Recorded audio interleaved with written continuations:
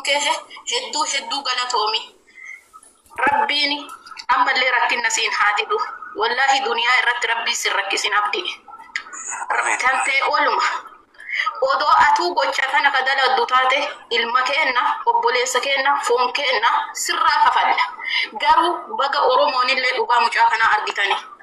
Dheengadda yoo beerran namni lamaa gabbaatee dubbii kana zoorsifte. Dheengadda waan obboleettiin dubbatte fuudhanii kaleessa lakki nutuu jireenya teessii qayyara. Gannif siifan nutuu jireenya teessii qayyara. Nutuu mana kiraa ati daladdu san keessaa si baasaatini. Wanna abdii siin jedhe san soba jedhiitini.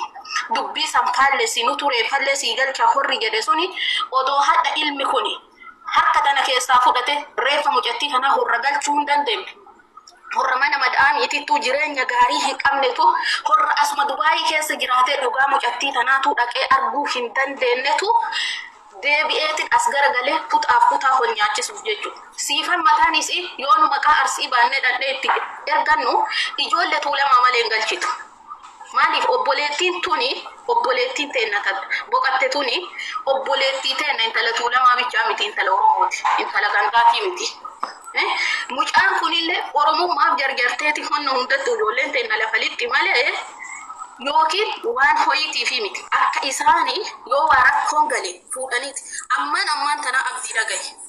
Siifanii boontuu intala jedhamtu. Boontuu gudditti intala Wallaggaa.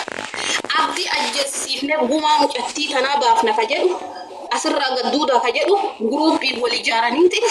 Mee nama si ajjeesuu dhiisiitii sirraa kaasuu argina gaafsan. Nama asittuu dhaqee haqa mucattii tanaan gaafannetu reeffi mucattii akka hin galleef akka horri jiraa isii dhabee duutuu isiilleen arganneefi kijiba oofa jechuudha. Alhamdulillah baga dhugaan tee baate baga waa hunda argite ammallee kaleessallee Oromummaa keetiif dhiigomatu haqa isii ka sibira jirullee si baasisiise malee namni jiraayyuun nyaataa.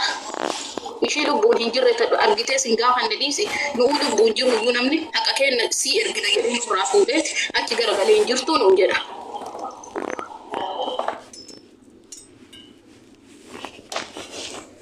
Kana haadha boottu san abbaa bo'uu san laaliitini reeffi mucattii biyya haa galu. Garuu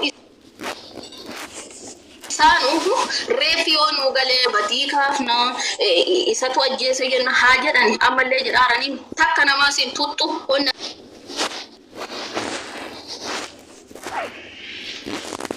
keessa erga fotoo keessa qoyyaasa bakka jirta himame dhaqaa gaafadhaa kama maan galfannire odoo hadha warra gargaarraa birrii 500 guuraa jenne takka isiin jirtu warri hadha hojjetu haadha san irraa reeffa mucattii kanaa kana haati ilaaltee haa awwaallattu odoo jenne hundi isheen jirtu. Garuu abdiyaati ulfaadhu akkuma kaleessa irra dhaabattanitti hadhallee reeffa mucattii akka haadha maatii rakkataa saniif galu godha.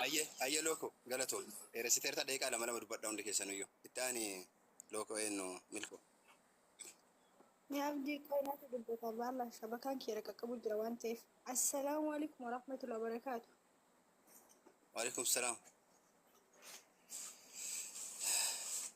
أيتم يجري جوتو عبدي.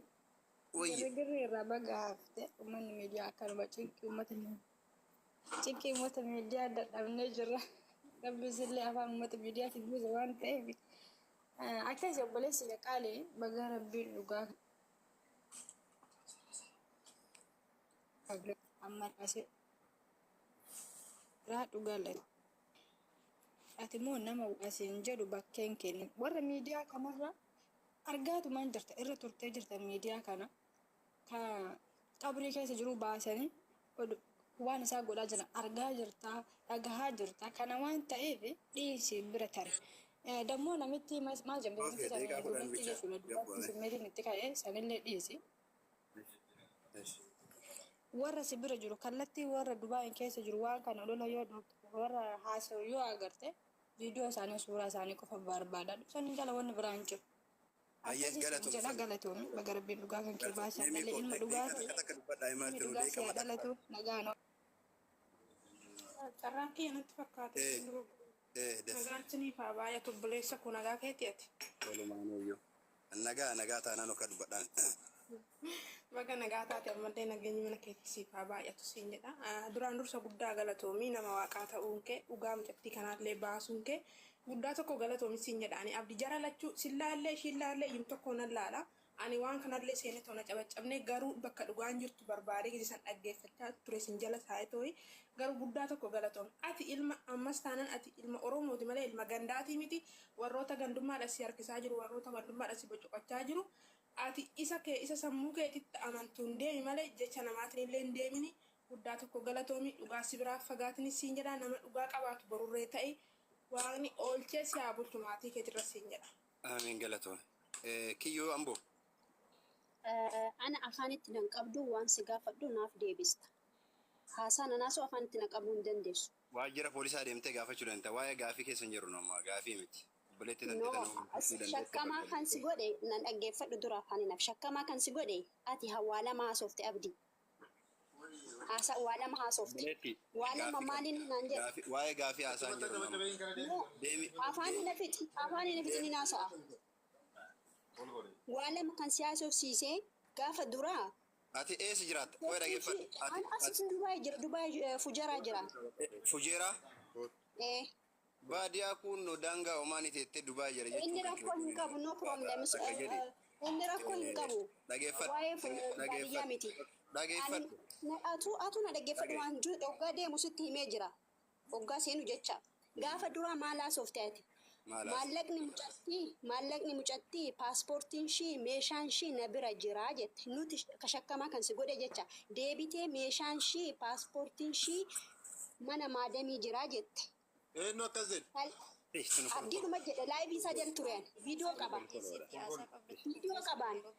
Bushti nama akkanaa kana namni reeffa namaa balleessaa jiru. Abdii. Wayye sanyi tadakanaatu dubbadhume tadakanaatu dubbadhu sanyii galata. Tole hunduma keessaniif nagaan haa ta'u jecha dhugaa obboleessa keenya abdii guddaa godhee gooftaan isaa eebbisu galatoomi. Dhugaa akkasittiin barri kun dhugaa baay'ee barahamaadha. Barahamaa kana keessa immoo haqxii na bira jira.